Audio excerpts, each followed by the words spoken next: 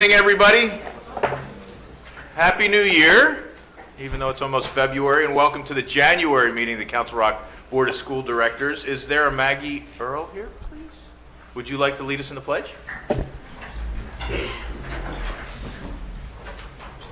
Pledge allegiance to the flag of the United States of America and to the republic for which it stands, one nation, under God, indivisible, with liberty and justice for all.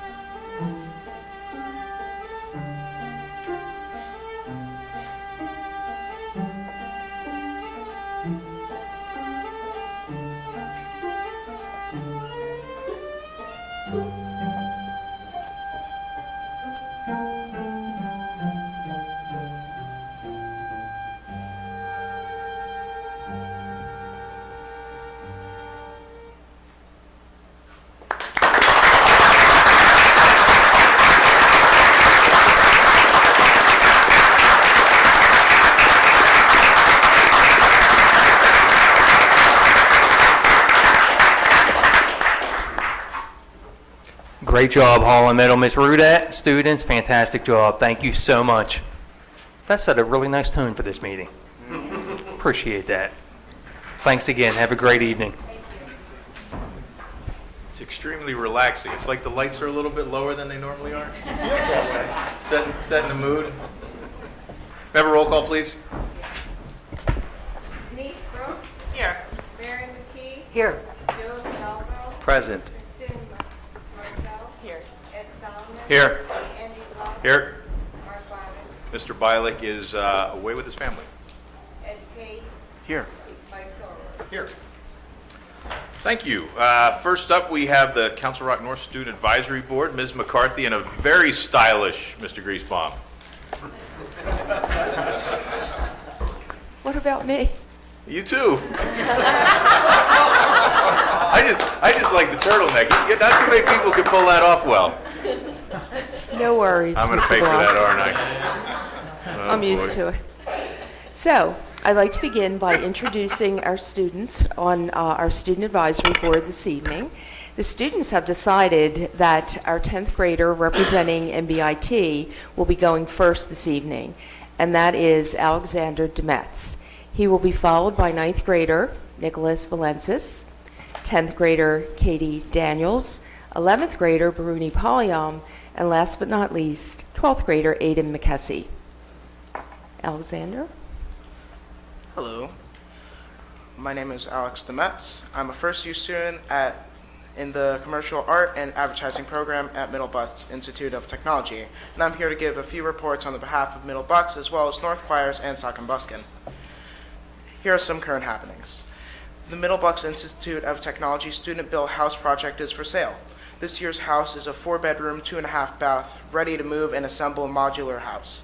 The student-built house is a quality-constructed 2-story colonial house measuring approximately 2,688 square feet and includes a kitchen, dining room, living room, family room, and laundry room.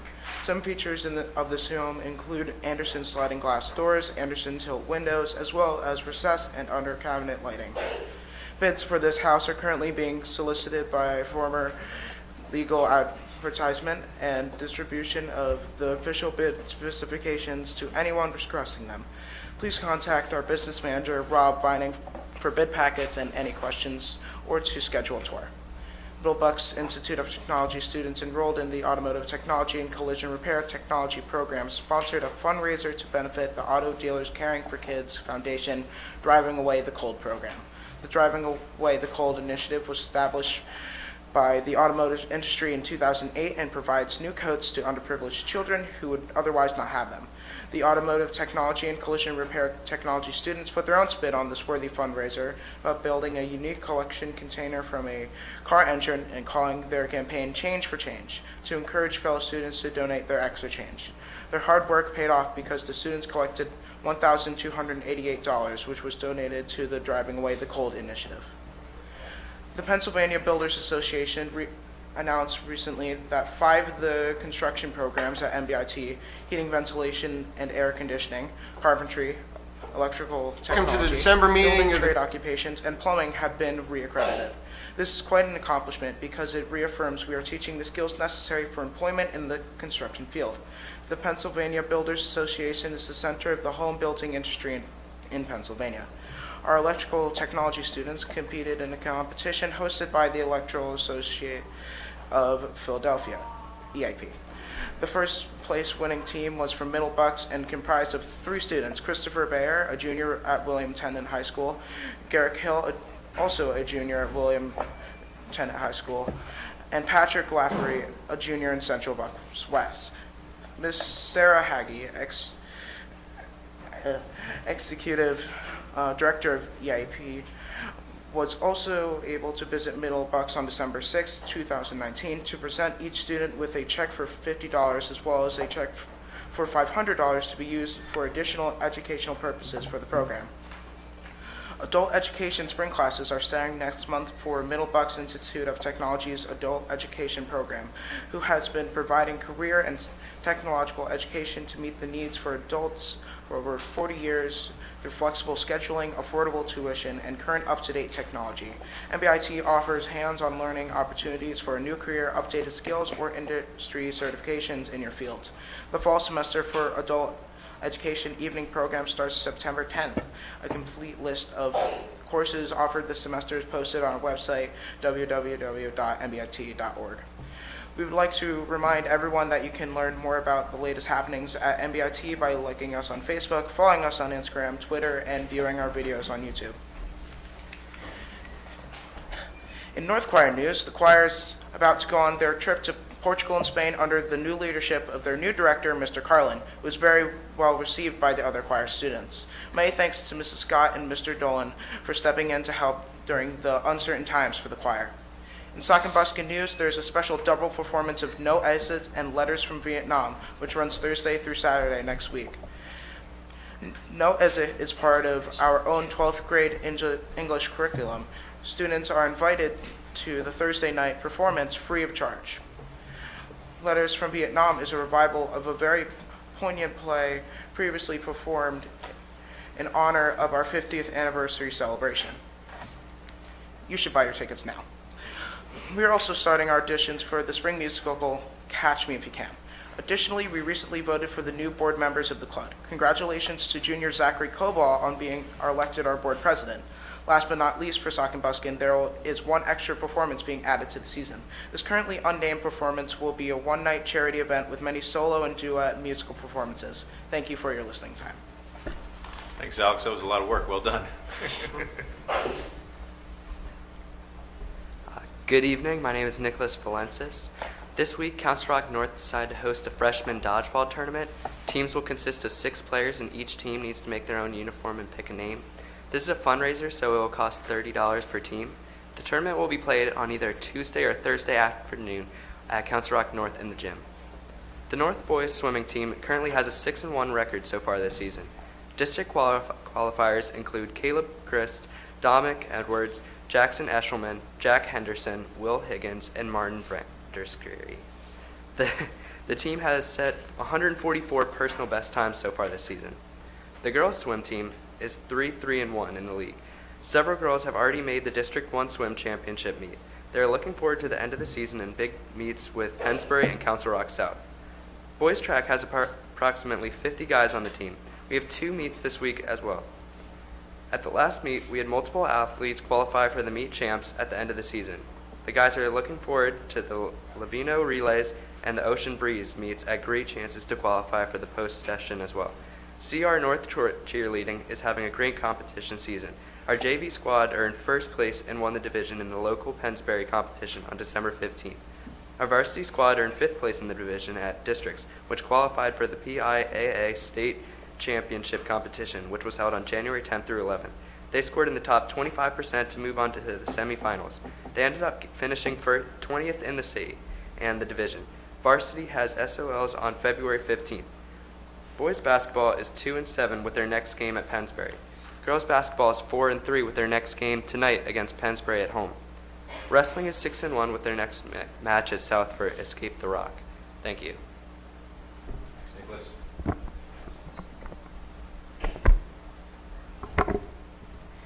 Good evening, everyone. I'm excited to speak with you today, having finally finished my last midterm a few hours ago.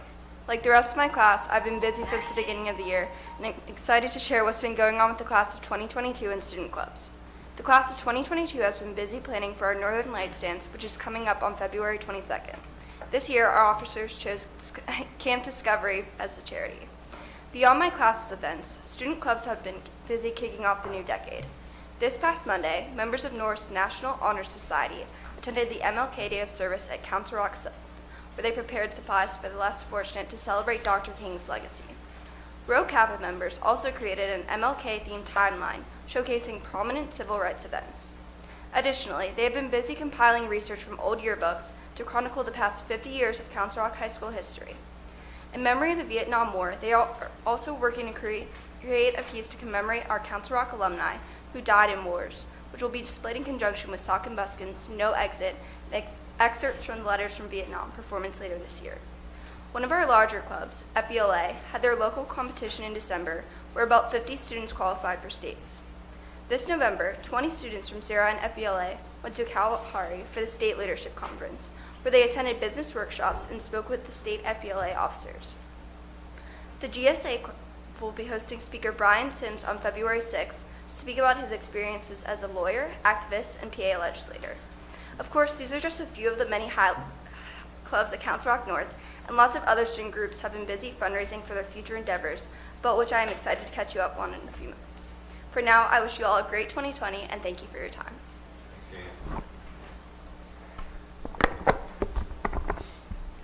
Good evening. My name is Bruni Polium, and I'm the 11th grade representative of Council Rock North Student Advisory Board.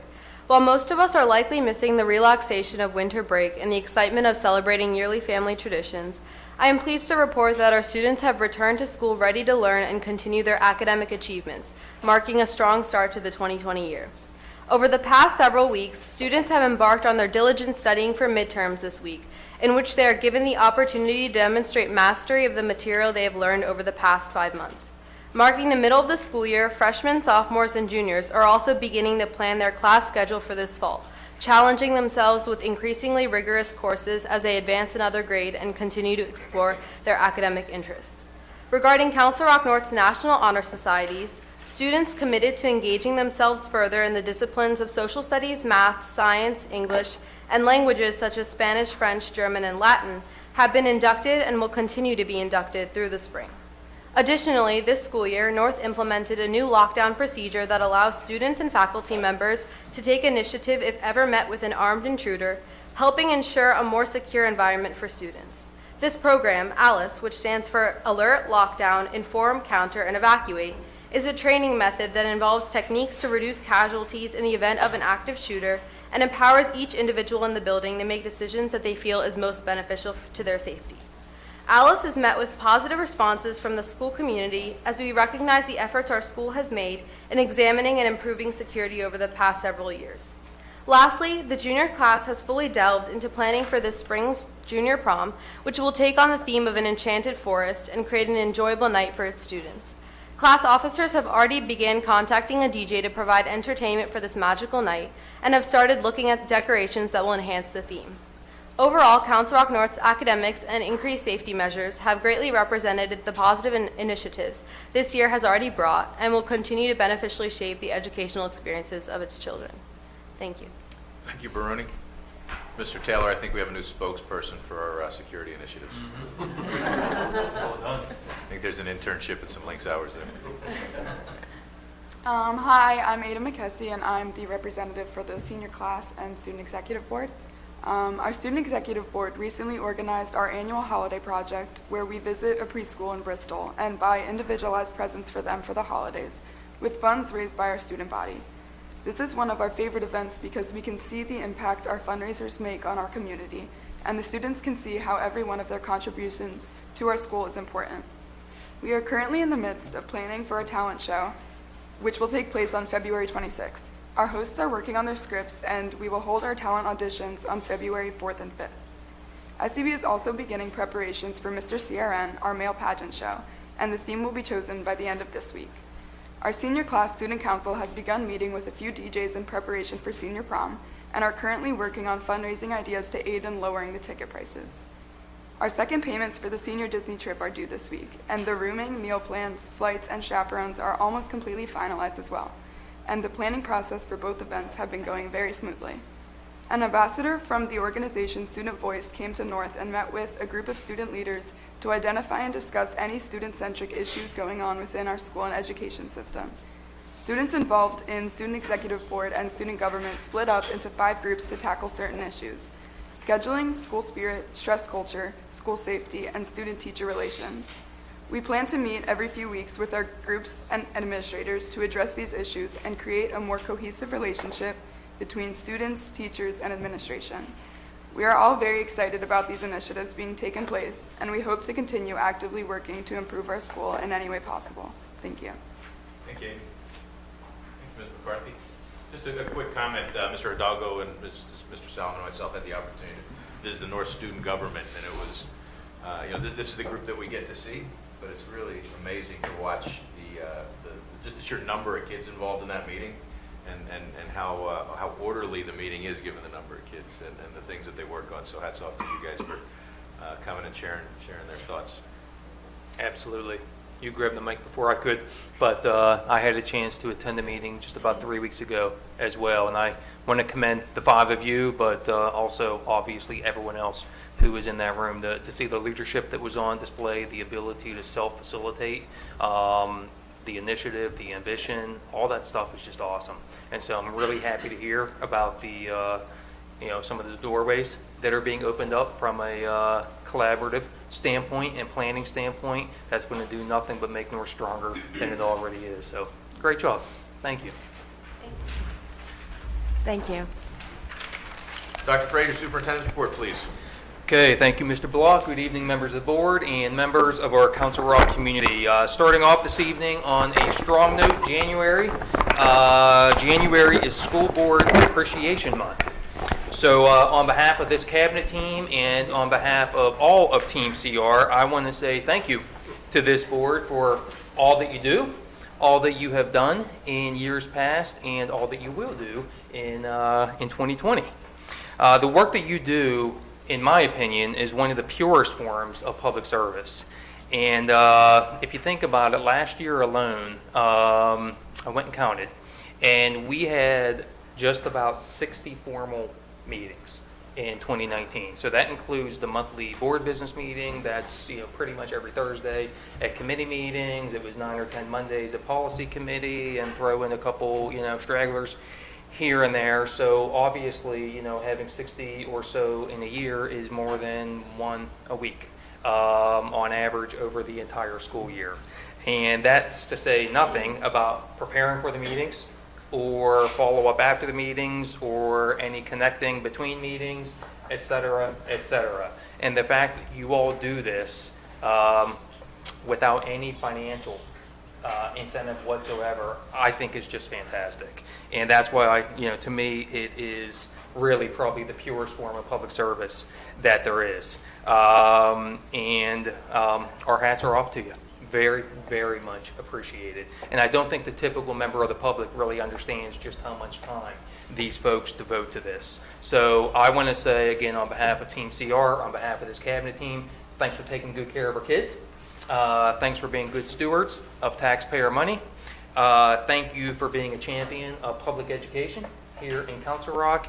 And thank you for making our district better, which is exactly what you do through your public service. So very much appreciated. We do have some goodies from our schools across the hall. So if you didn't have a chance to check that out, just some Council Rock keepsakes. There's some pretty cool stuff over there. We have some CR North 50th anniversary swag for you. We have a Council Rock journal that is over there for you, a large plastic tumbler. We actually have, hot off the press from our Chief students, some CR Star Center hoodies for you. So you have that to look forward to. And I'm not sure which of these last two is the best, but you got some Girl Scout cookies over there. The Thanks a Lot cookies, which is very apropos, but probably the best of all are all the notes and the cards written from our kiddos directly to you in thanks and in appreciation. So thanks to this board.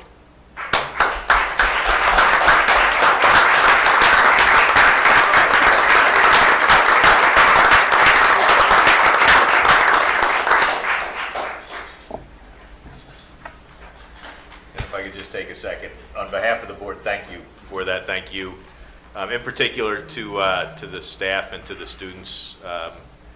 That's probably one of the coolest parts of the year is getting a chance, and we do. You guys, there's a ton of letters in there, and we read every one of them, trying to figure out which kids we know and which ones we don't, where we're connected to. It's a lot of fun. I always, after this meeting, stay up till 12 at night reading that stuff.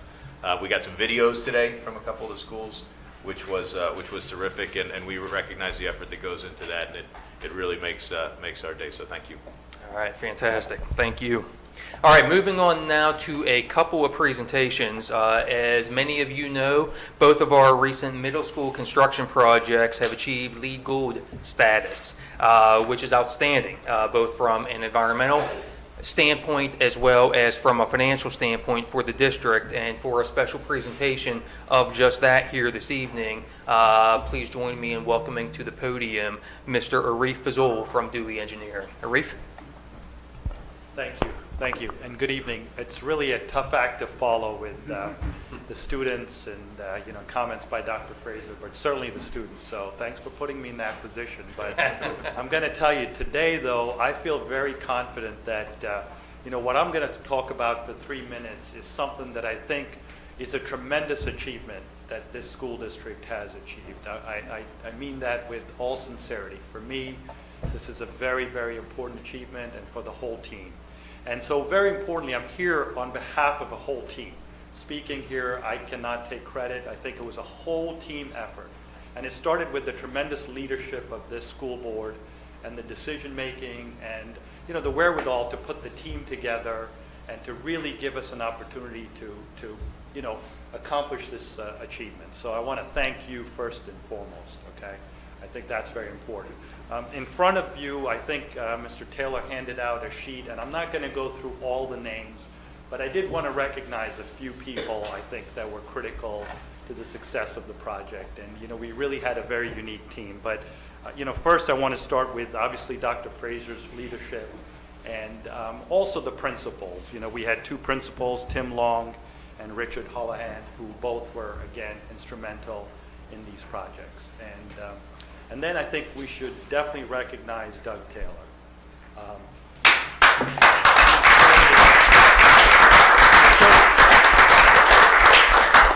He certainly provided the leadership to keep us all accountable. He was focused on parity for these schools. One of the challenges we had was we were renovating one and we were creating a new one.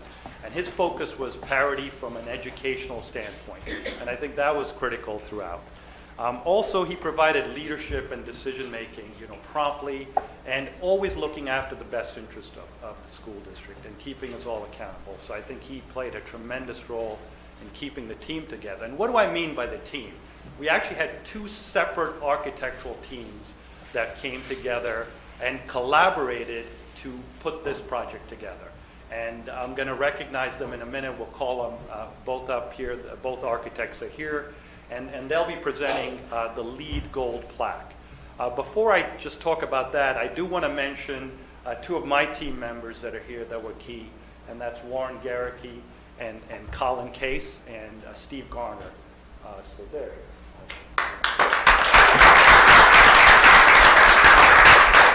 So what is LEED? I just, you guys, it's all about these acronyms. You guys know what LEED is? I thought I'd just tell you what that is. It's leadership in environmental and energy design. That's what it stands for, right?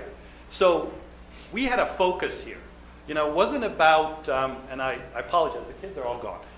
It wasn't about green being sexy, all right? It was about leadership in environmental and energy design. We focused on the building envelope. We focused on energy efficiency. Council Rock has been a leader in energy efficiency, and we focused on that. And how did we do that? We got over 60 points, which is what you need for gold. And we focused in the area of energy and atmosphere. For both projects, out of 33 points, we got 25 and 27 points in that category. That says a lot. So the buildings are energy efficient, and that's where we got close to half the credits that we needed for that. So I think that says really a lot in terms of the focus we had on what we were doing with these projects. Speaking about focus, we were then fortunate enough, and you guys were kind enough to give us the opportunity to pursue an ACE grant. And that's the Alternative and Clean Energy Grant. So for each of these projects, you got $2 million that ended up, offsetting some of the costs for this project beyond just achieving LEED. And we put it to good use. We used stuff like solar panels we have up there, but really it was all about the building envelope, the durability, the sustainability, and the efficiency of the building. And clearly was focused on education, and that's really something that I think we should all be proud of. So one of the things I just want to mention, each of your buildings is unique, right? I call them snowflakes. These two are real snowflakes. They were completely different snowflakes, and we've somehow got them looking good and almost similar together. And that's really a credit to the two architects that I'm going to recognize next. And I was asked to keep this short, so that's about probably all of my comments. So what I'm going to do is I'm going to ask the two architects for Holland Middle School. It was David Schrader and the Schrader Group. You'd come up, please. All right. And next, I have Michael Bell with Breslin Architects, and he was for Newtown Middle School. And I'm going to ask Doug to come up, because what we've done is we've taken these snowflakes and we've transformed them into gold. And so I'm going to ask David to hand the gold plaque over to Doug Taylor. We turned that snowflake into gold, and we're going to ask Michael, guys, we're going to ask Michael to do the same thing for Newtown. So you have two plaques there. And I guess we're going to take a photo. All right. Guys, come on. Come on, Colin. Come on.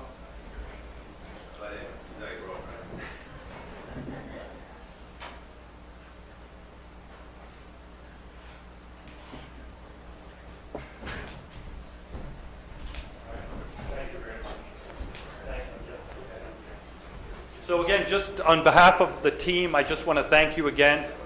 This has been fantastic for us, and it is really something we're going to remember for a long time. So thank you. All right? Thanks. Thank you, Reeve.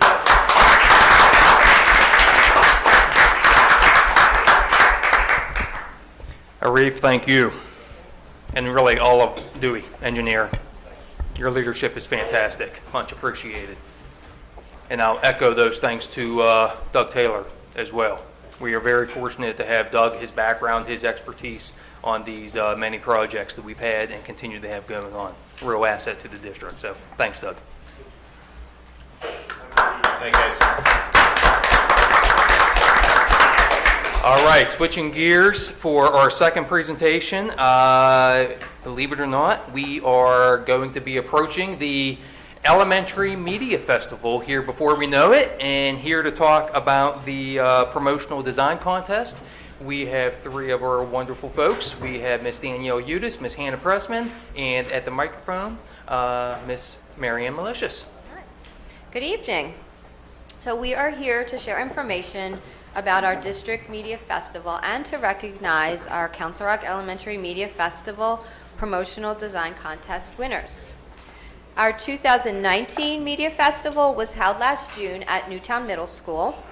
We had nearly 200 project submissions and over 500 participants from all 10 elementary schools and from staff and students from grades K through 6. At the festival, we celebrated our 10th anniversary and introduced some new features to the festival, including QR code stations and Chromebook stations where everyone could view the projects. We couldn't have added these new features if it weren't for some wonderful volunteers who spent many hours preparing and setting up these stations. And our popular red carpet got an upgrade with a fancy new step and repeat donated by the Council Rock Education Foundation. Goodnose, Noel Marcus, and Kristen Rhodes were our amazing hosts once again, and they've already agreed to be our host for 2020. This year is our 11th annual Council Rock Elementary Media Festival. The goal of the festival is to support and encourage the use of digital media in elementary curriculum assignments to create quality, engaging projects, presentations, and activities, and to also encourage problem solving, collaboration, and higher level thinking through project work. Judges review all projects and score them based on a standard rubric. All participants are recognized for their work, and some of our top quality projects are featured at the festival. The festival is now open for submissions, and the deadline to submit projects this year is April 23rd. All information is on our website at crsd.org/media festival. We hope many of you will join us at this year's festival. Now it's time to recognize this year's Council Rock Elementary Media Festival Promotional Design Contest winners. Our contest was organized once again by Danielle Udis and Hannah Pressman, who will be sharing more about the contest and the winners.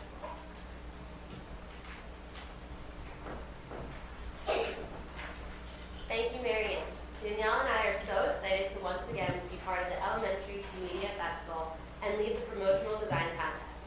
The purpose of the contest was to create a design that will be used in all correspondence associated with the Media Festival. The winning designs will be highlighted and used at the Media Festival award ceremony in June. This year we had over 100 submissions from across the district from students in grades K through 6. Thank you to all of our elementary art teachers, homeroom teachers, office staff, and of course, our Media Festival representatives from each building that assisted in the success of the promotional design contest.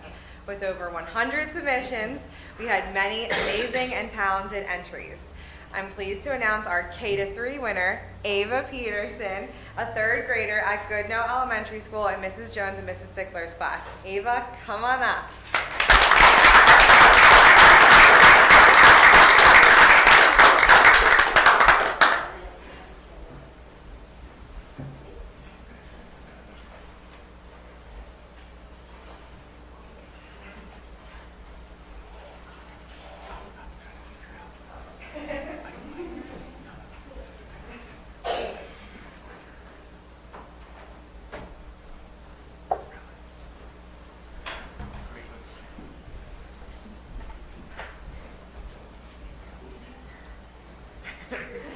And now we are also pleased to announce our overall 2020 Media Festival Promotional Design Contest winner, who is a 5th grader at Maureen M. Welsh Elementary School in Mrs. Keene's class.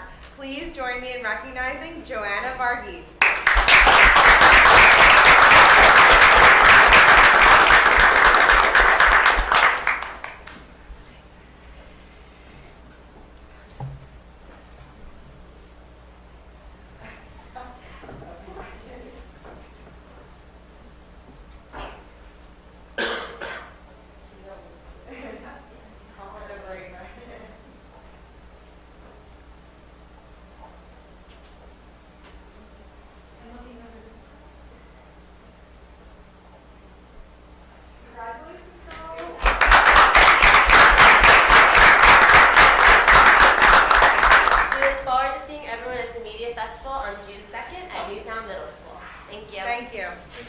Fantastic. Thanks, ladies. Congratulations to our student winners and your families. Great job.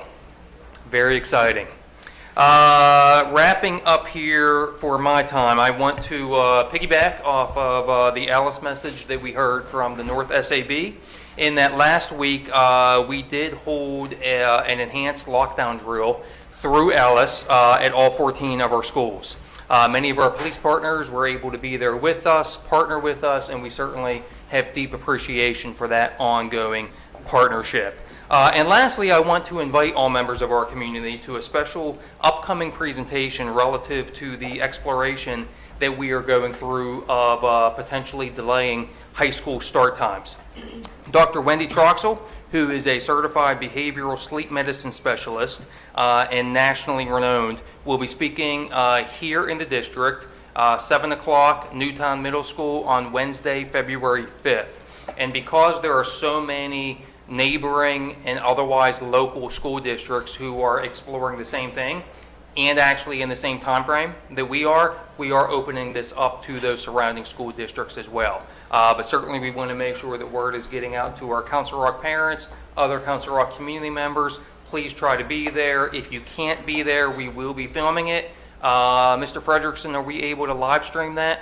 Yes, fantastic. And then, of course, it will be available on replay as well. So again, there are a number of county school districts who are taking the same look that we are. I believe 11 of the 13 Bucks County, school districts are taking that look.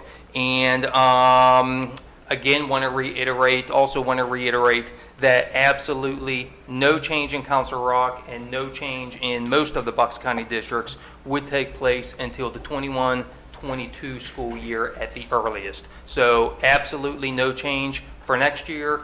Any potential change would be for the following year. And even though we're talking about delaying high school times, the likelihood is that should high school start times change, that there would also be some sort of a change for elementary times and middle school times as well. What those changes are, we don't know. There are plenty of options out there, and again, this is going to be a long process. We are going to care deeply about what our community has to say, so you can expect surveys. We would like folks to go through some sort of experience in terms of learning the science behind this, which is why we have invited Dr. Troxel in before taking that survey. But that will be a good start on Wednesday, February 5th, 7 p.m. Newtown Middle School with a community survey, the first of, I'm sure, multiple surveys to follow shortly thereafter. And that ends my report. Thank you, Dr. Frazier. Mr. Cox, Solicitor's report, please. I don't have much tonight, Mr. Block. No executive session to report. I circulated my written report to the board earlier in the week, and I don't have anything to add to it. Thank you, Mr. Cox. We'll now move on to our first section of public comment. Just a reminder, state your name and where you're from when you come up. We've got 3 minutes of public comment. I'll give you the high sign at about 10 seconds, 2. And I've got 3 on the list, and if there's anybody else after that that wants to come, they're welcome. The first one I have is Amy Seda.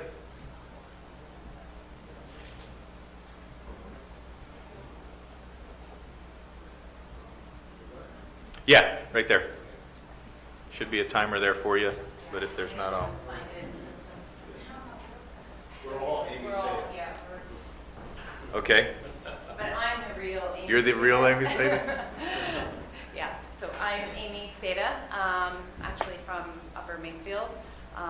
But I'm here today on behalf of my daughter who attends Holland Elementary, and she's a 3rd grader, and she's part of the ILS program. So we're here today to oppose the unilateral decision that was made to move the ILS program from Holland to Churchville.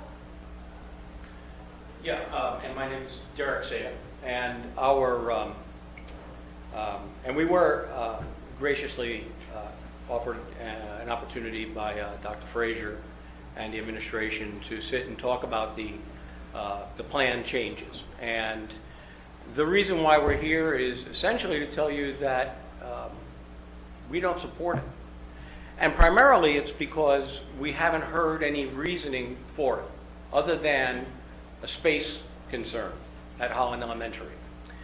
And while that may be true, that it's at capacity or beyond what the board had approved for school year 1920, the issue is that the change wasn't, it's directly connected to redistricting. There's no way you can look at it any other way. As such, then it becomes a matter of public hearing.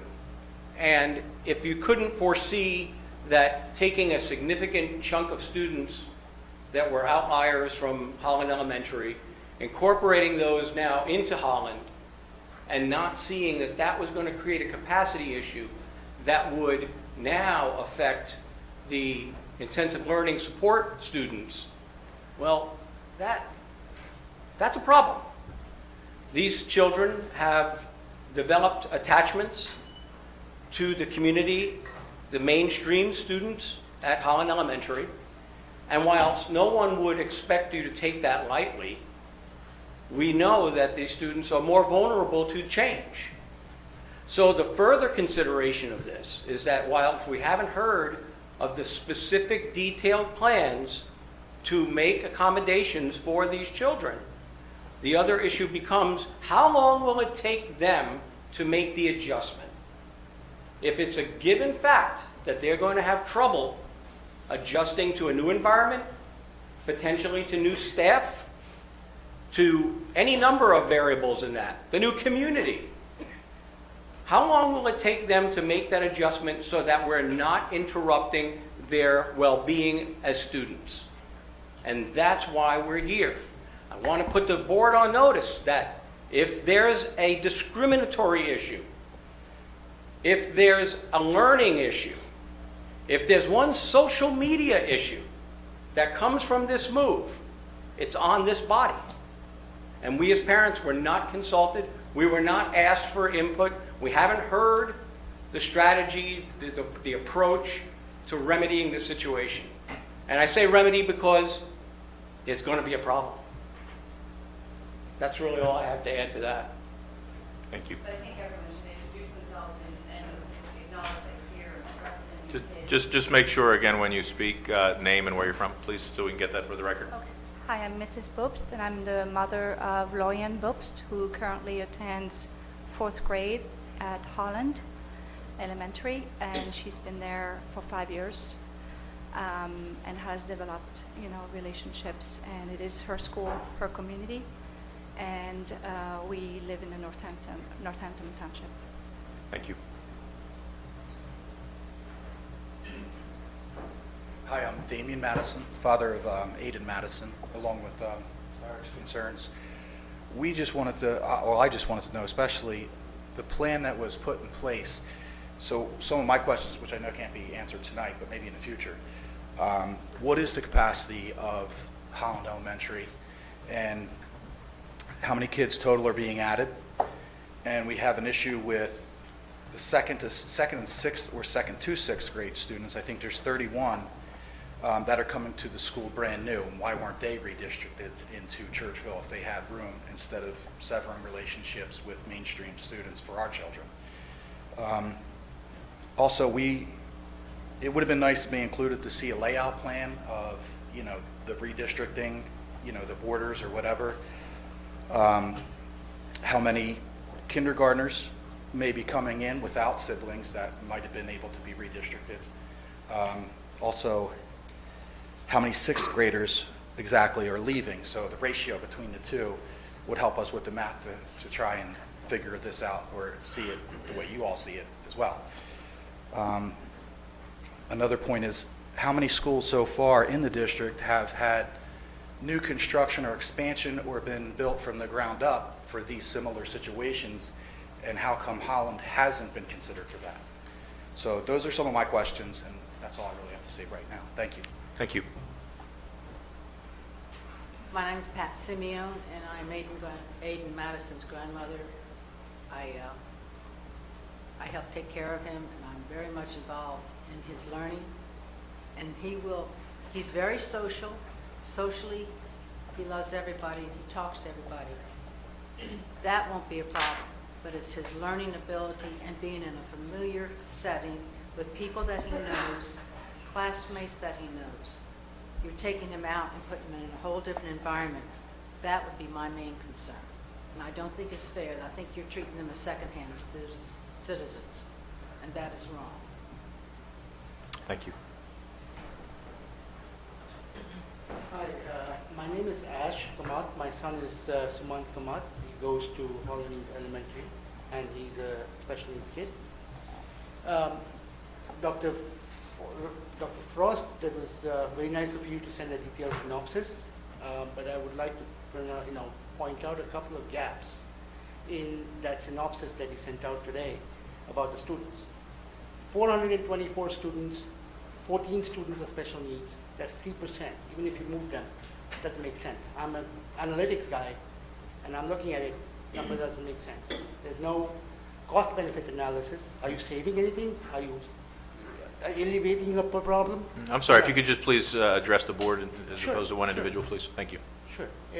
You're not exactly fixing the problem. You're just kicking it down the road. So the way I want to look at it is very specifically on 2 points. What's the cost-benefit analysis of moving this? What are you saving? What are you helping with? Does the problem become better? All I see is the kids are traveling 45 minutes already on the bus. Now you're 50 minutes. That's learning time, and these are special needs kids. And these are the most vulnerable of the kids in your school, in your district. Now, how you treat them is most important, because how you treat your weakest is the most important thing. So if you're putting them out from that school, there's an important distinction that needs to be made. Is it done in the benefit of the students, or is the school district just there for managing problems as they come along? So that's all I have to say. Thank you.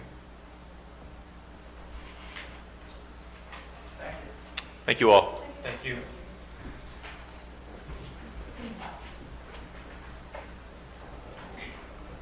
Okay, that ends our first session of public comment, unless there's any more? No more public comment. If we could move to letter I there, Mr. Hidalgo, if I could have a motion for approval of minutes, please? Sure, Mr. Block. I move to approve the minutes of the Public School Board meeting on December 19th, 2019. I'll second it.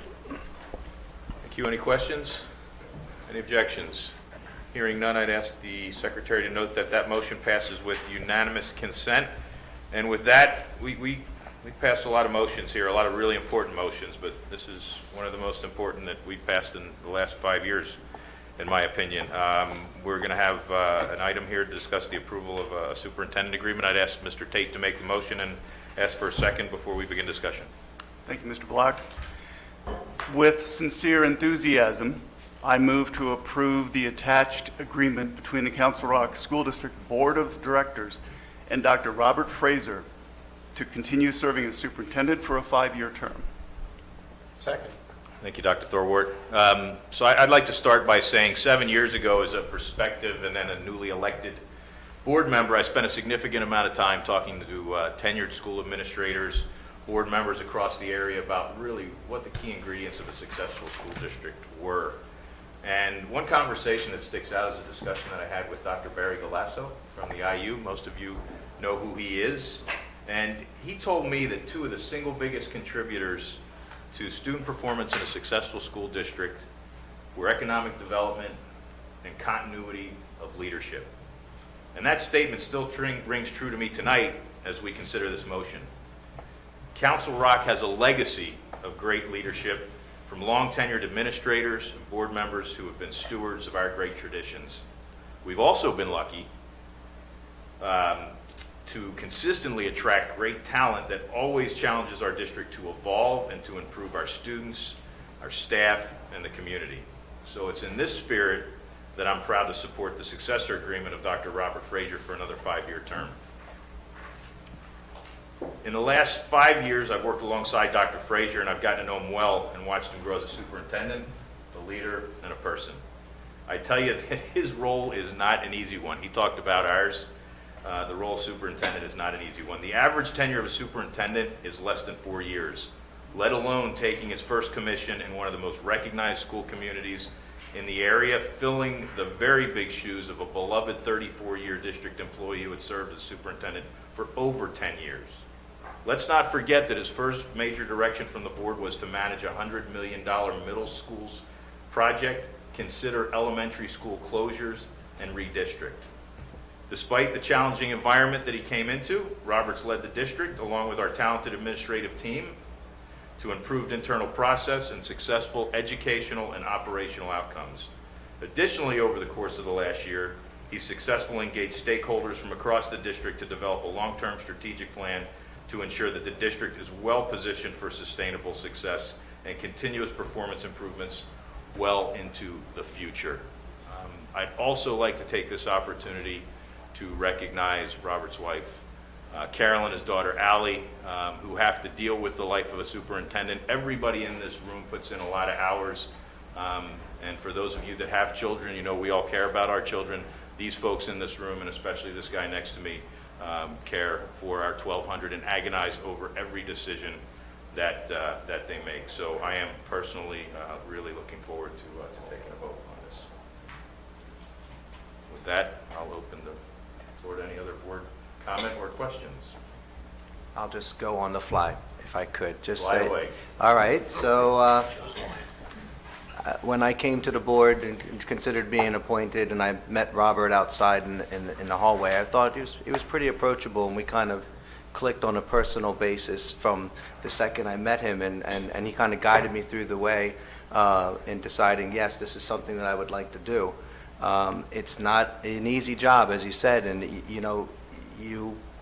it's not a perfect world, and none of us are perfect, and it's a big responsibility and a big role that Robert came into when he came in 5 years ago, and just to know that I know that he cares about each and every student, and he makes himself available to the public as much as he does. it's really impressive to me. And sometimes I go to him asking how do you do it, and how can I improve my communications with the public. So I just wanted to say I'm proud of the work that he's doing, and I think it's going to be a benefit to have him here for another 5 years. Ms. Brooks? So I'm one of the few board members that was actually part of the committee that, interviewed candidates to find our new superintendent. And, as we've been going through this and reviewing the contract, it's made me a little sentimental thinking back on, that process. And we had screened, probably like 24 resumes. We interviewed a dozen candidates. And for me, Robert was the #1 person, came right to the top, right from the start. And part of it was that his demeanor was very, he was, you're smart and you're warm, and it was clear that your passion for students and your understanding about having to be flexible and understand the community and make sure that your priorities and goals, fit into the culture here, recognizing the big shoes that you were filling and how difficult it is to just jump into one of the largest school districts in the state. And we didn't exactly set you up to be successful from the start, given what we put on your plate with, what Andy said about redistricting, capital planning, and so it's been a wild ride. And but I've enjoyed seeing you, really get your stride. And now that those very difficult tasks are, more settled, to see you focused on, the educational priorities and really advancing our district and really coming around to the things that you, we're so passionate about. We're so much a part of the core of why you entered education or even wanted to take on this role. And so I always saw tremendous potential in you, and so it's just I'm proud to see how you've evolved, and I can't wait to see what this next 5 years will bring for you personally, for our students, for our district. I think there's many more great things ahead. So thank you for all your effort and leadership.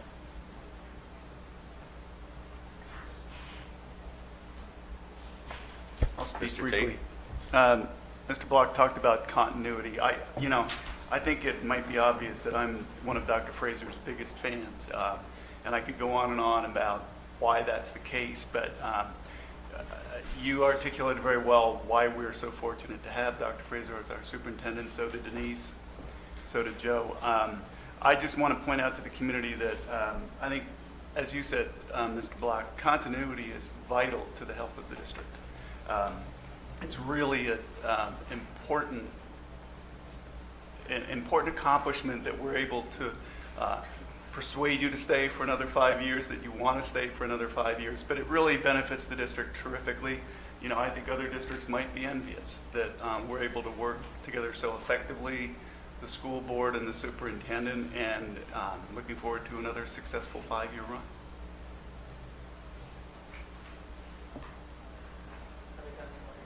No, anybody else? So just a few things, because I know we have a lot on our agenda tonight.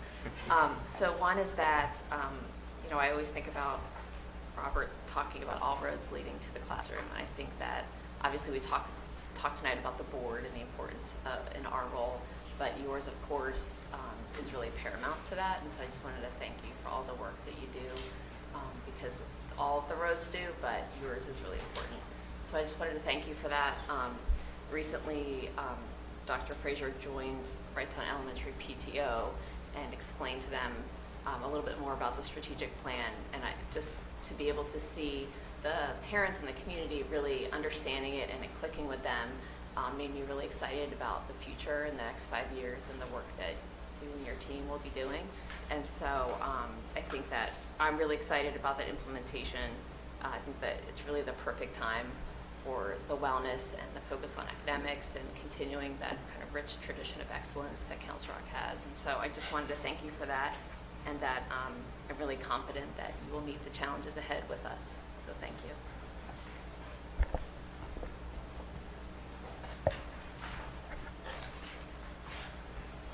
If I may, Mr. Block. You may. Thank you, and I'll be brief since so many of you have really spoken the words for me. I first came to the district in the 1980s as an employee. I've seen a few superintendents. I'm really privileged in my current position to be able to work with you and see your work firsthand. And I just want to comment on how impressed I am with your dedication to all of us in Council Rock. You bring such integrity to your work, such a genuine sense of caring. And the highest compliment I can pay to you is you are an educator at heart. And we're very, very fortunate to have you. Thank you. Dr. Thorpe? Mrs. McKee took my words.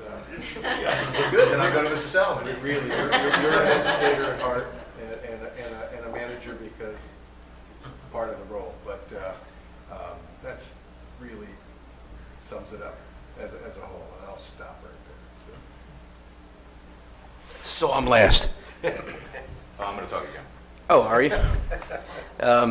You know, being the newest board member, if you will, watching 5 years as a father, watching 5 years as a PTO president, a member of the PAC committee, watching Robert develop into where he is today, it's been interesting. I'm sure it was a roller coaster. But one of the things that I took away from our first meeting during a PAC meeting was you talked about teamwork. Teamwork's important. You know, this cabinet works together, this board works together, and this board's going to be sitting for the next several years together. I've learned quickly in the last year that nothing gets done without the magic votes of 5. But, you know, when you can pick up the phone and talk to a board member and you have the superintendent available, not just from a board perspective, but as a community perspective, it's important. It's important that our community understands where we're going and with long-term plans in the strategic area, and especially with student wellness, which is a big deal to me, and student, you know, school violence in general. I learned tonight we have a golden snowflake in our facilities. But when you look at our facilities and you can look at a district just below us, the other end of you know, Philadelphia that's struggling with asbestos, what we're doing and being proactive in this school district to me is refreshing. I have 3 kids vested in this school district right now. They mean the world to me. And I appreciate all the work that everyone does as a team, and the team starts with the boss. Congratulations. So before calling for a roll call vote, I'd like to say one more thing, and that is that the guy sitting to my right is massively uncomfortable right now. We're spending a lot of time talking about him and his leadership, and he would be the first to tell you, and he does this in every conversation we have, that it's got nothing to do with him. It's got to do with his team. Now, as I said before, we've been blessed with a wonderful administrative team, principals, staff, and the building support staff.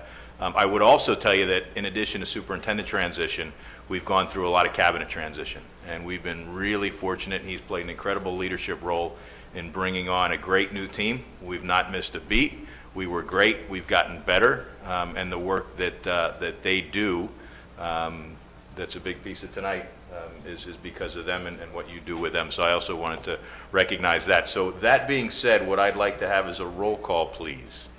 Vote.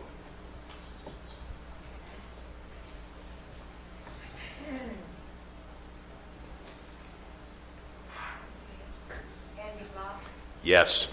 Ed Tate, Yes. Mike Thorwald, Yes. Denise Brooks, Yes. Marion McKee, Yes. Joseph Hidalgo, Yes. Kristen Marcel, Yes. Ed Solomon. Yes. That motion, while 8-0, I can tell you Mr. Bialik wasn't here. He and I had a conversation this afternoon. Had he been here, he would have been fully in support of this. So that being said, I've got a little something here. Ms. O'Grady, if you'd like to come take a picture. Great, congratulations.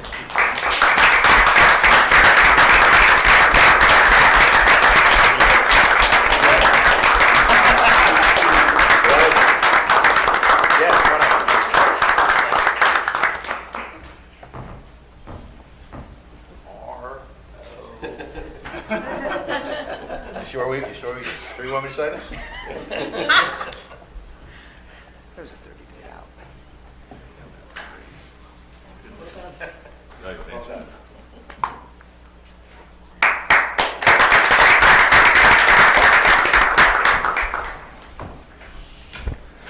Okay.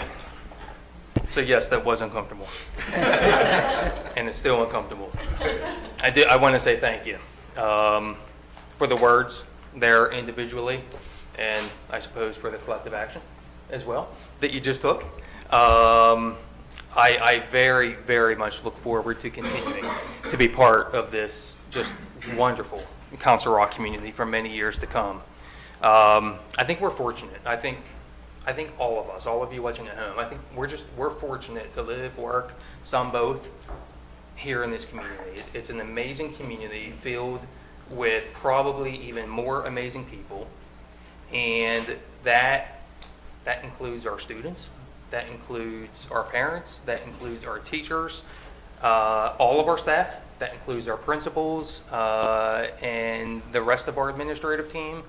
I look out here now and I see my team. I see this cabinet, the Council Rock School District cabinet, and I know hands down that they are second to none. And absolutely indebted to these folks for their work. It's all about the team. It's all about who we are together. And I love that group. And I know that collectively we feel very, very fortunate to work for and to work with this school board because of how you are, because of how you operate. And I should also sneak in there that we love working with our solicitor, Mr. Cox. It truly is my pleasure and privilege to work with you, Dr. Frazier. Congratulations. Thank you, right back at you. Now, I think it's worth mentioning personally that as we continue this work as a team and I continue my work, that I will continue to stand on the shoulders of the great ones, Mark Klein and others who have come before us, whose legacies live on, whose legacies will continue and will forever live on, as they should. We've been able to accomplish a lot of good here over these past few years. We know that we have a lot more to accomplish. We can't wait to do it. We're excited to do it, and I think we're excited because we know that CR has a very, very bright future. So with that said, I will thank you all again, and bright and early tomorrow, we'll be back to work. Thank you. All right, back to business. So we're going to head to we've got him changed up for the year. Mr. Tate, the Education Committee, please. Yes, thank you. We'll start with, let's see, item A. I move to approve consent agenda items B through E as contained in the attachments to this agenda. I'll second it. Thank you, Mr. Salomon. Any questions? Any objections? Hearing none, I'd ask the Secretary to note the motion passes with unanimous consent, and we'll go to letter F. I move to approve the attached statement of work with Dr. Wendy M. Troxel and CR, subject to audit. Second. Thank you, Dr. Thorward. As everybody recalls, she is the start time and sleep study expert. Dr. Frazier referenced earlier. Are there any other questions? Any objections? Hearing none, as Secretary to note the motion passes with unanimous consent. And Mr. Tate, if you could take number G, or letter G, please. I move to reappoint Denise Brooks as IU Board Representative for a 3-year term after the current term expires on June 30, 2020. Second. Thank you. For those of you that don't know, that I had appointed Ms. Brooks to the IU. She's been doing a terrific job with us over there. However, apparently the IU requires us to It's very important. requires us to also appoint by formal vote the IU representative to serve a 3-year term over there. So I'm going to actually ask for a roll call vote, please. Okay. Ed Tate, Yes. Mike Thorward, Yes. Denise Brooks, Yes. Marion McKee, Yes. Joe Hidalgo, Yes. Kristen Marcel, Yes. Ed Solomon, Yes. Andy Bach. Yes, and that motion passes 8-0. Congratulations and thank you. It is Ms. Brooks. indeed my pleasure. And with that, it's time for the IU update. Yes, it is. That was great timing, wasn't it? So thank you all. It is a pleasure. I'm actually starting my 5th year. I'm actually the senior most board member on the board. with someone else. So it is a pleasure. The IU is a really very special place, and it's really looked at across the state as a unique entity. There are a lot of intermediate units across the state. Not every county has it, but there's many.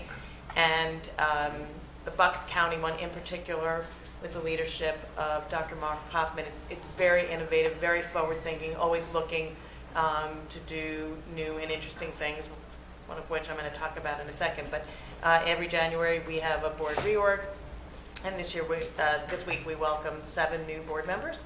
And so, elections and things.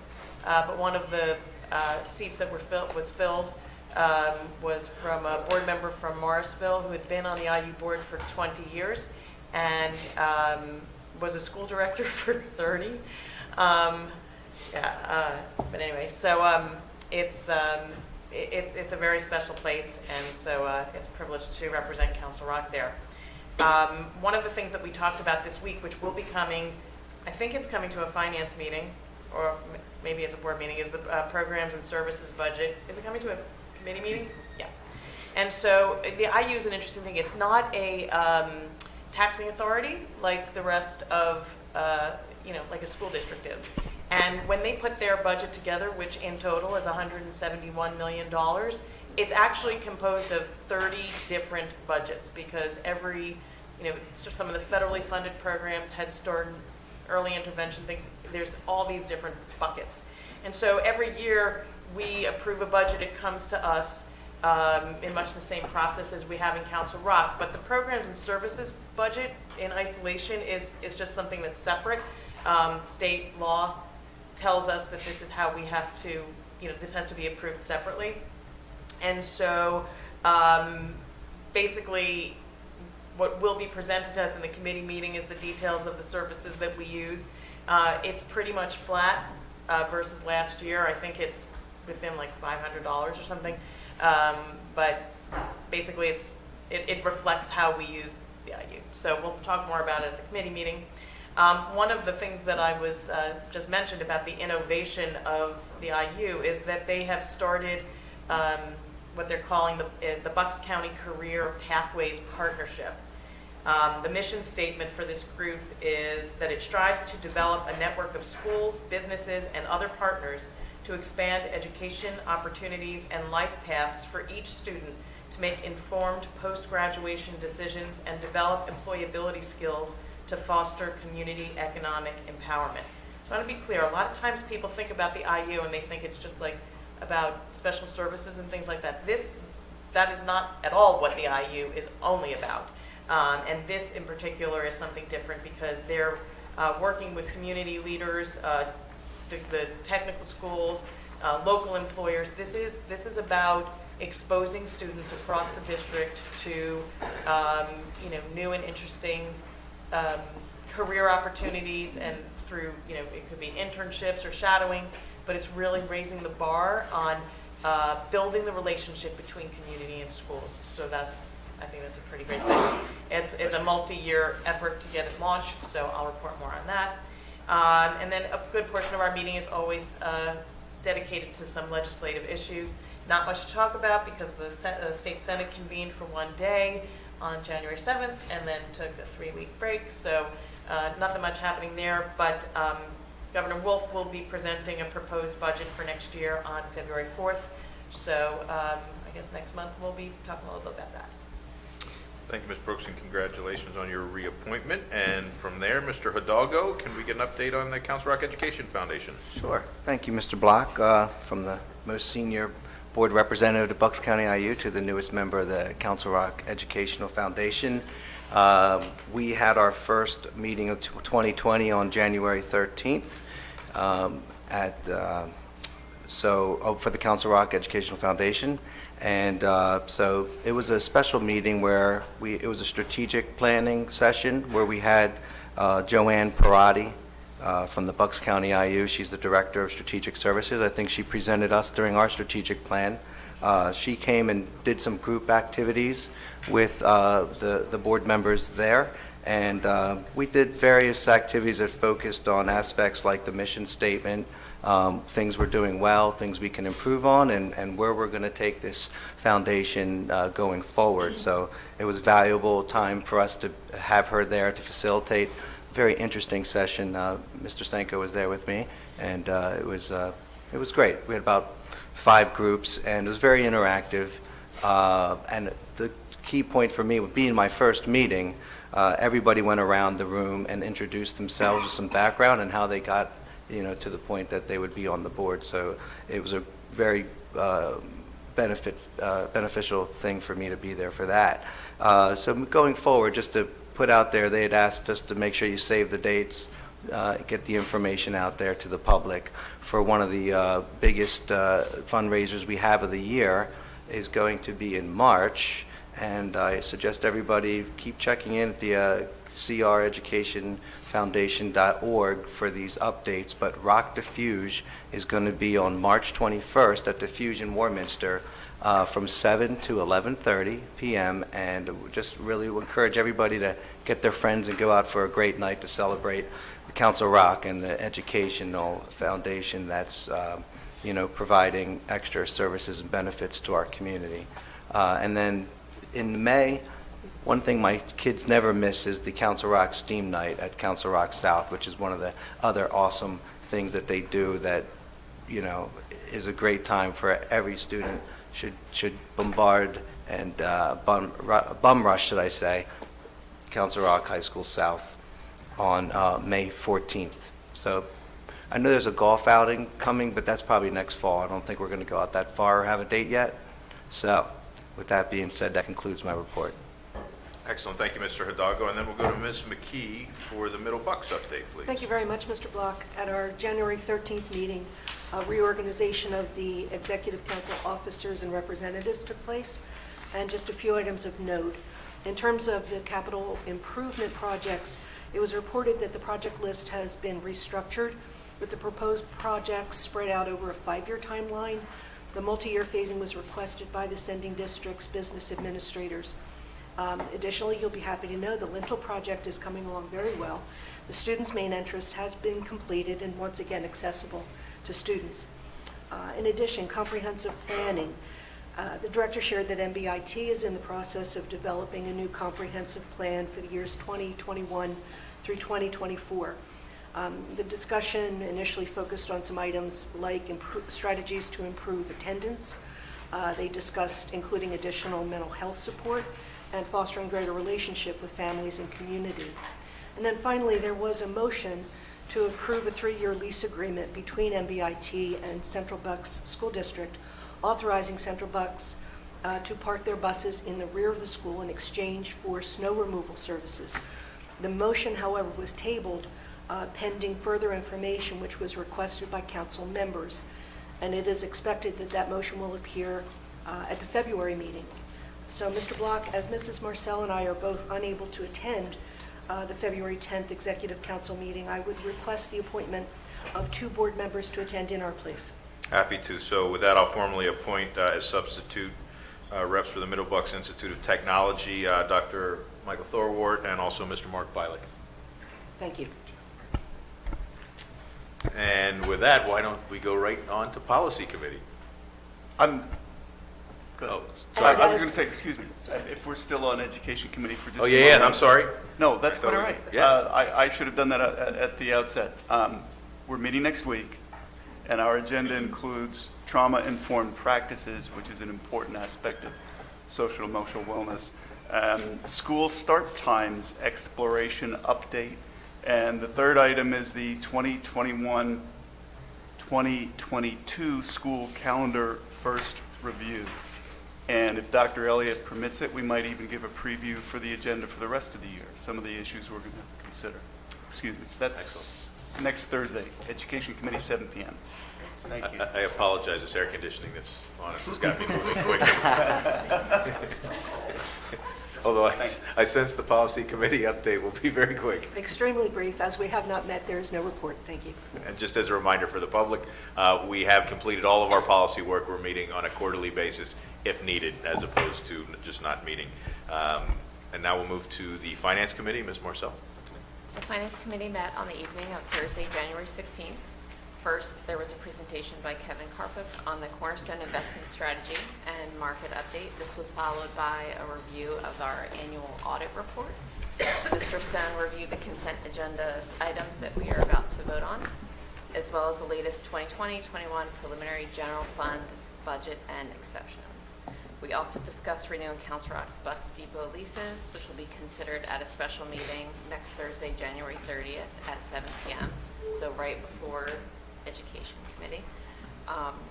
And because we also discussed debt at the committee meeting, I wanted to mention that today we had our bond refinancing, which Mr. Stone will share more detail on shortly. The next Finance Committee meeting will be on Thursday, February 6th at 7 p.m. Mr. Stone, would you like to share any additional detail with us? Certainly. Thank you, Mrs. Marcel. As she mentioned, we refinanced our 2015A bonds today. We were very fortunate to catch the market at a good time. The savings estimate that we received from our financial advisor was for savings of approximately $315,000. The district netted $779,000 of savings today. So just for perspective, the old rates on the bonds were 2 to 3%, and the new bonds are at 1 to 2.3%. So it was a very good transaction for the district. Those savings will help offset increasing debt service costs associated with the capital renovation plans. Congratulations to you and the team. Another great job. Just when we thought we couldn't get any more, you guys continue to do it. So well done. Thank you. With that, I'll move to approve consent agenda items B through I as contained in the attachments to this agenda. Second. Thank you, Mr. Hidalgo. Any questions? Any objections? Hearing none, I'd ask the Secretary to note that the motion passes with unanimous consent. And with that, we'll go to item J, please, Ms. Marcel. I move to approve the 2020-2021 preliminary general fund budget and the notice of intent to apply for referendum exceptions. Second. Thank you, Dr. Thorwart. Mr. Stone, if you just give us a quick overview of what we are approving tonight and what it doesn't mean. Certainly, Mr. Black. The board is being asked to approve the 2020-2021 general fund preliminary budget, which is a bureaucratic approval in order to comply with the state's mandates for under Act 1 of 2006. It essentially is just the first step in the budget process. We are simply moving that budget along.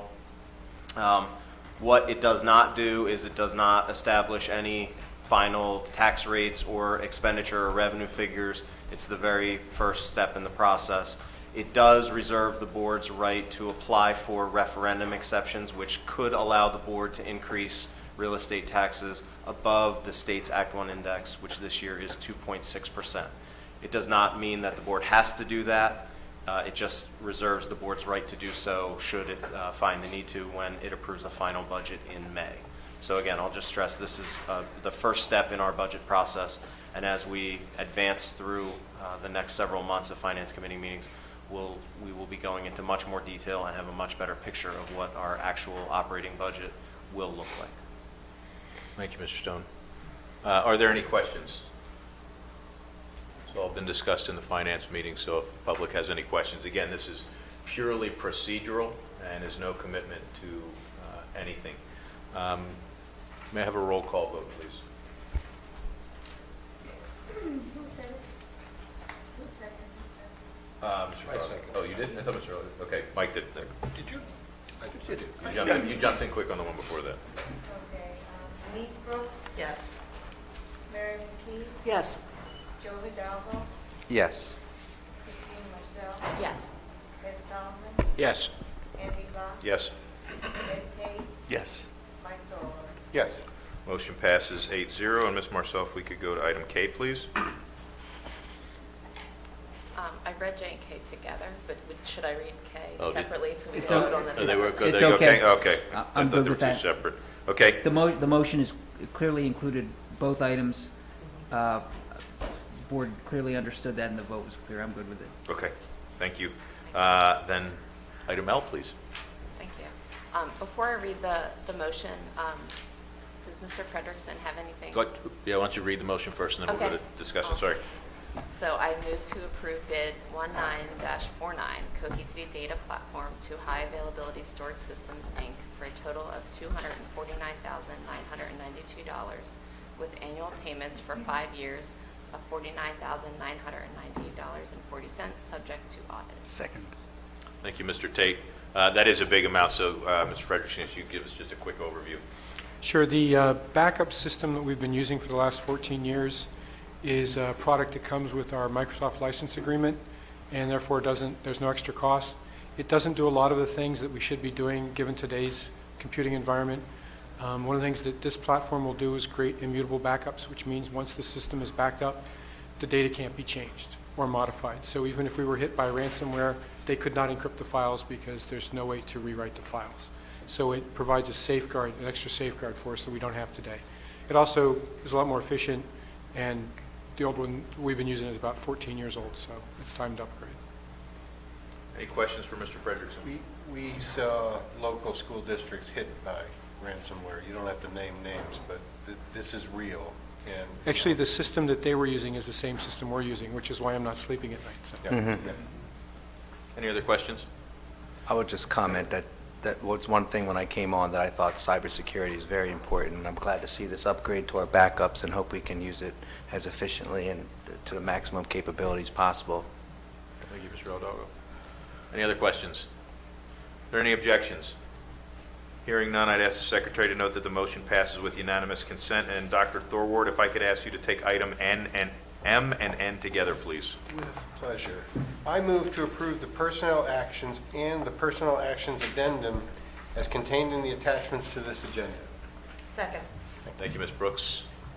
Any questions? Anything of note? One very quick thing to say. Yeah. I just wanted to acknowledge the retirement of Nancy Hermansky in the HR department. Okay, yeah. Nancy's been with us for 23 years and is just a fantastic lady who will be greatly missed. She is extremely excited to move to Sea Isle City, where she has a summer home that will I now bet. become her permanent home, but I do want to publicly thank her for everything. Oh, that's great. Thanks, Nancy.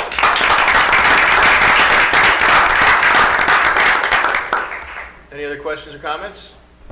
Any objections? Hearing none, I'd ask the Secretary to note that those motions pass with unanimous consent. And Mr. Salomon, the floor is yours. Facilities Committee update, please. Okay, the Facilities Committee met on January 9th. It was a very streamlined meeting, so to speak. Doug Taylor went over the continuing work at Rolling Hills, which I drove past today, looks great. Sol Finestone, we talked about some things that are going up there. We had an Act 34 meeting beforehand. In addition to that, Mr. Block and I met this evening with our friends over at Cruza to discuss facility costs. The board met and discussed at our committee meeting facilities across the whole landscape of the district in terms of what we're charging outside, both nonprofits and for-profits. So we met with Cruza tonight to discuss a long-term contract with the synthetic fields coming online and looking to make it conducive for both parties. This is something that I recommend that as a board we look at for all of our relationships that we have currently in place. Very good conversation tonight. I think they were happy to understand where we're coming from. Obviously, we want them. They're our kids, and it's a good situation. So to replicate that extensively would be really smart on our behalf as well. Doug's got a couple requests here, and my computer is freezing up as it speaks. So let me go back to the paperwork. And I'll go into the approvals right here.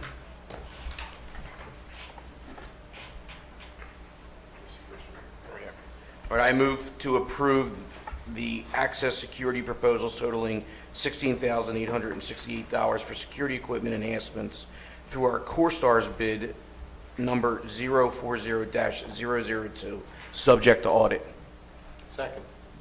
All right, was that was that B that you just took That there? was B. Okay. I had jumped, I apologize. No, that's okay. So I have a motion and a second with Dr. Thorward. Any questions? Any objections? Hearing none, I'd ask the Secretary to note that that passes with unanimous consent, and then we'll move on to C. On C, I move to approve the access security proposals totaling $101,577 for security equipment for the Rolling Hills Elementary School additions and renovations project through a CoStarz bid number 040-002, subject to audit. Second. Thank you, Ms. Marcel. Outside of what we discussed in committee, anything to add to that, Mr. Chair? Okay. Any questions for Mr. Taylor? Any Just comments? the difference between B and C, is it facility specific for the last one we just Yeah, voted on? B was actually some miscellaneous cameras and some card readers at different facilities to address some areas that we have some need. C is actually for the Rolling Hills project. It's all of the cameras and mounting hardware, commissioning, and a server as well for that facility. And that comes out of, that's part of the project in general. Right. Yes, those Yeah. are project costs. Any other questions for Mr. Taylor? Any objections? Hearing none, I ask the Secretary to note that that motion passes with unanimous consent, and we'll move to item D, please. I move to award the Council Rock High School North Walt Snyder Stadium Athletic Field Improvements bid to Land Tech Group Incorporated at a total not to exceed the cost of $1,735,500, subject to audit. Second. Thank you, Mr. Tate. That's a big one. That's awarding the bid to do the renovations at Walt Snyder Stadium. Yes. It's about $150,000 under budget, but we did accept a couple value-added alternates, which takes it right about to on budget. We're adding a scoreboard to replace the very tired scoreboard and safety netting at the end zones to make the track safer for users while there's events happening on the field. There's going to be a lot of happy parents. They've been asking for that for years. Yeah, I got to say, that's near and dear to my heart. Yeah, That the little really, cross parents. yeah, not having it limited our simultaneous use of the stadium by multiple sports. Yeah. And now with that netting, we can have two events going on at once. So that's a real bonus. We've talked about this project a long time. Are there any other questions? It just raises a question, not about this actual thing, but maybe this is an appropriate time, but when we do the renovations and we add a field to the south, are they still going to conduct their Friday night games at the North Stadium? Okay. Yes, for the foreseeable future, and that's just because of capacity Because there's no... within the stadium itself, the grandstand. Football, yeah, I'm sorry. For football, yes, Yeah. fall Fridays. Okay, Yep. appreciate it. Okay, any other questions or comments? I'm going to call a roll call vote since this is a big one. Miriam McKee, Yes. Joe Hidalgo, Yes. Kristen Marcel, Yes. Ed Solomon, Yes. Andy Bach, Yes. Ed Tate, Yes. Mike Farrell, Yes. Denise Brooks, Yes. Motion passes 8-0, and that concludes our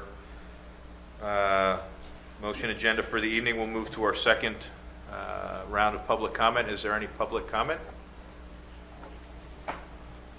Hearing none, I'll move to I'll move to any old business from the board? Any new business Yes. from the board? Okay. Question, because the intensive learning support parents that came out and spoke tonight, I don't know when it would be appropriate time, or if it is appropriate at some point for us to have a public discussion about that. I don't know who would talk about that, but they raised some concerns, and is that something that's already a done deal, or do we vote on this?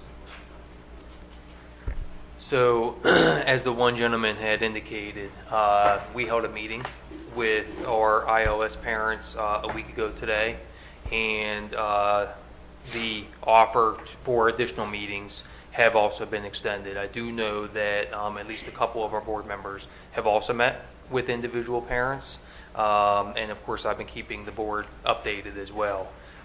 It's a very different scenario than redistricting. Obviously they both involve the movement of students from one school to another school, but whereas redistricting was talking about individual neighborhoods, individual streets, where logical pathways are to create dividing lines, this is much more concrete in nature, in the sense that we understand that there are, in this particular program at that school, 15 students.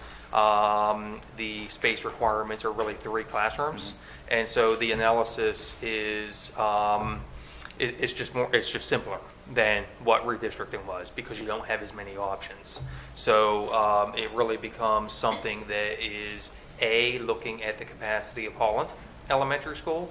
And so right now we are at 99% capacity in that school.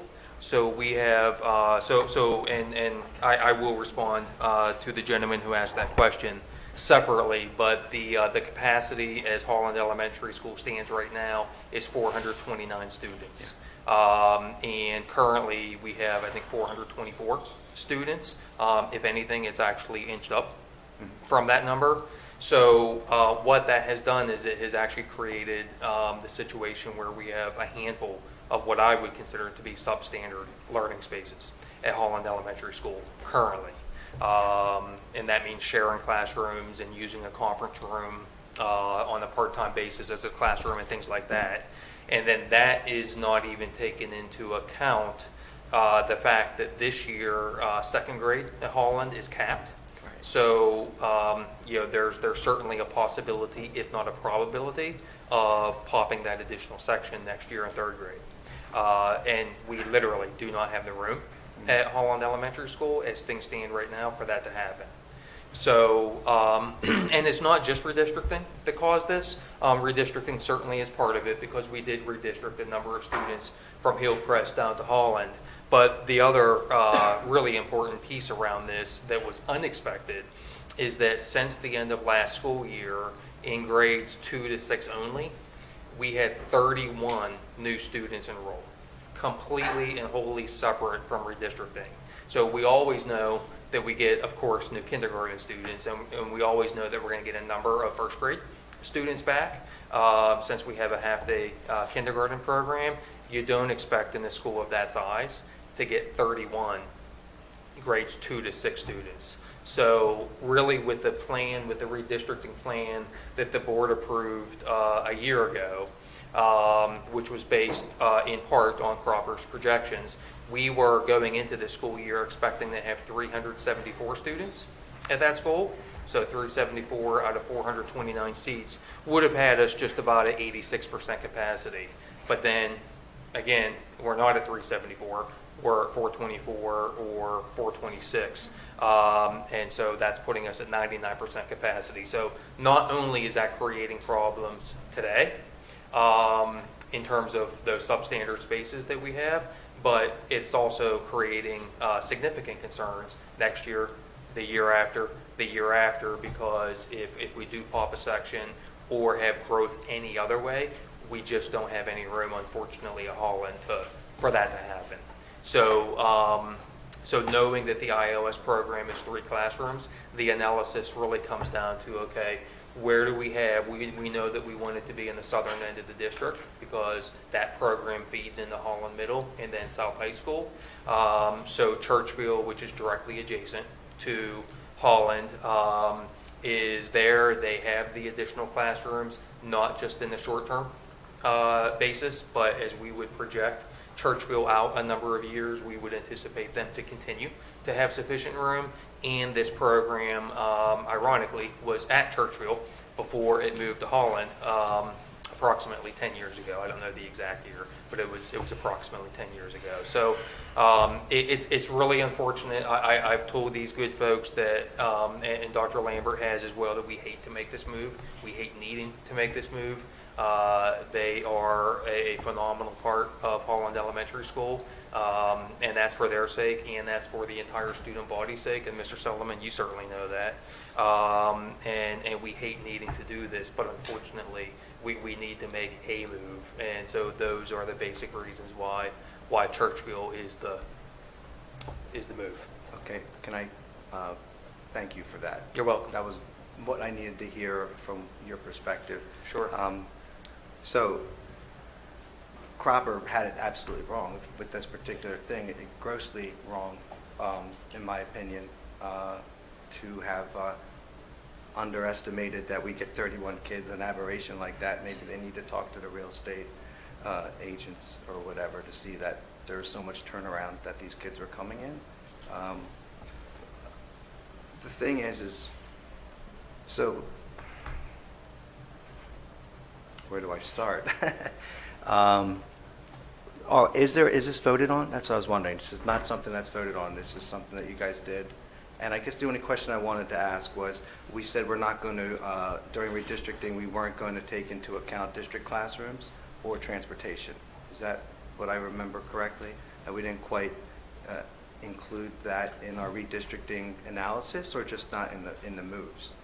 No, we said as we went through redistricting that we would not move any district programs as part of that process. I'm not quite sure what you mean by transportation, but knowing how complicated redistricting is in and of itself, to also simultaneously try to factor in the district programs would have just made it, that just would have added one more layer of complexity and difficulty in terms of ultimately getting it right.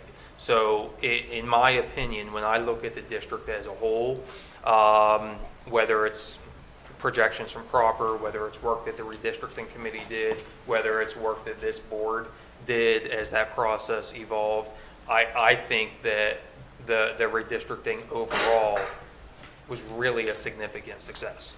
I think we would probably largely agree with that on a number of different levels. Unfortunately, this is one school that the projections were off, and I do hate it. I hate it for the kids. I hate it for the parents. We don't want to see this. We didn't foresee this coming, but we have to make responsible decisions and tough decisions, and It's a and tough this is where decision, we're at. and I appreciate that. I know you care about everybody and every student, and it's not easily done. Just to reiterate their perspective from what I saw in public comment today, maybe it would have been better if they had the opportunity, even if it been more complex, if they were part of that redistricting discussion, then they could have had a voice in that process, because we're only talking a year, since redistricting happened, and we already have to move a district class, and everybody had the opportunity to state their case. And it's unfortunate that it happened that way. Not blaming anybody, but I think it's important to make that clear, that it wasn't a perfect process. Overall success, I'd say transition was great with what Andy Senko did, but this is just, I don't know why, but someone has to speak for those parents, and so I've asked the questions, and Well, thank you for the respectfully, answer. I think a number of people on district payroll are speaking for those students, myself included. Dr. Lambert, who needed to leave, Mr. Sanko, who used to be principal of that building and chose to attend that meeting last Thursday evening. So I think those kids have plenty of advocates. Ms. Jamie DeMeester is the supervisor of special education. Joe McClay is principal. He hates to see them go. Jill Kingston will be the receiving principal, and all of us have talked together, planned together, and made the commitment to these parents that the transition process for these students will very, very similarly echo what happened last year with our redistricting students. Now, there are some differences in terms of the nature of the students and the nature of the programs, and how many students are moving schools. Right. So it won't be a complete replication. Right. But I will assure you that the same level of diligence that Mr. Sanko provided from a leadership point last year, the whole way through, that our principals did, that our teachers did, our support staff, you can, should, and you can and should expect, and will see that same level of dedication and commitment to these 15 students. Well, thank you, Without and a that's doubt. what I wanted to just say. Andy did a great job, and I trust 100% in Chuck Lambert and you, that you will do everything you can to make these parents who are hurt right now whole. Absolutely. Okay, thank you. Mr. Block, I wanted to just commend the students that volunteered on Dr. Martin Luther King Jr. Day earlier this week. I don't know if anyone wanted to share that, but I just wanted to thank everyone that was involved. The pictures were fantastic, and I hope to go next year. So I just wanted to thank everyone for that. It's outstanding. That's a great event. It's a day on. No doubt. Is there any other new business? Is there any board comment? No? Meeting adjourned.